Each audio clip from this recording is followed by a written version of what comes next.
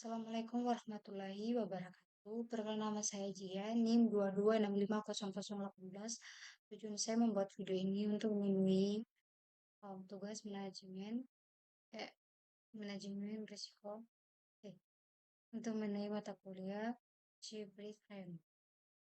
Itu pertemuan yang kedua. Langsung saja, manajemen risiko Capricorn adalah langkah-langkah yang diambil oleh sebuah organisasi atau individu.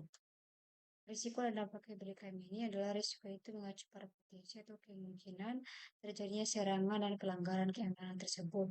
Kalau dampaknya itu mengacu pada kondisi negatif atau kerugian yang dapat terjadi setelah terjadi ini.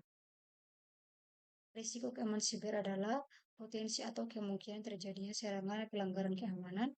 Risiko ini dapat berasal dari berbagai sumber termasuk ancaman siber seperti malware, phishing, dan serangan DDoS atau serta celah keamanan dalam kebijakan yang tidak memadai.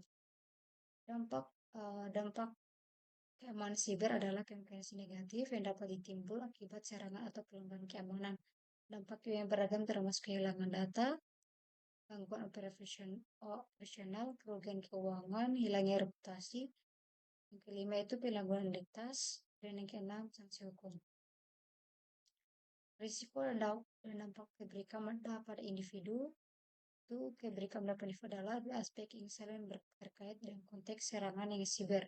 Risiko ini mengacu pada potensi atau kemungkinan terjadinya serangan siber pada individu atau personal.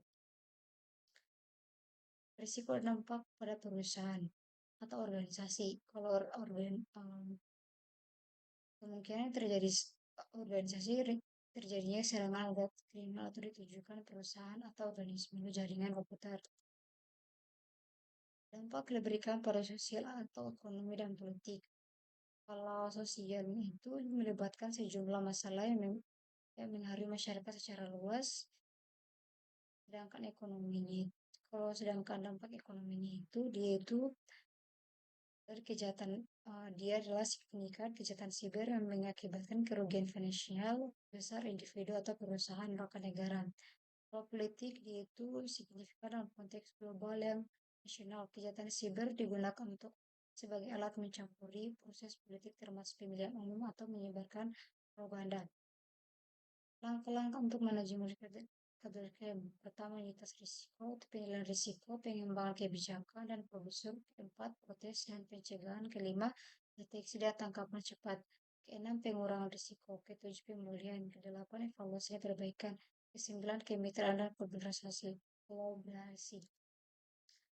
Oke, di sini saya diberikan tugas untuk di sini soalnya berikan contoh kasus berdasarkan jenis kejahatan siber pada selanjutnya Anda berikan analisis risiko contoh-contohnya dan jelaskan dampaknya.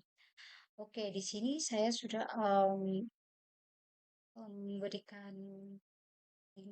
memberikan tugas saya di sini di mana jenis kejahatan itu ada puluhan ribu database perlu dibocor PK 2021. Risikonya di sini kebocoran dapat melibatkan informasi rahasia, dapat mengancam aman nasional termasuk strategi penegakan hukum dan dampak terus di sini ada juga dampak kerugian dan finansialnya. Biaya pemulihan sistemnya pemerintah harus mengeluarkan biaya untuk meningkatkan sistem keamanannya.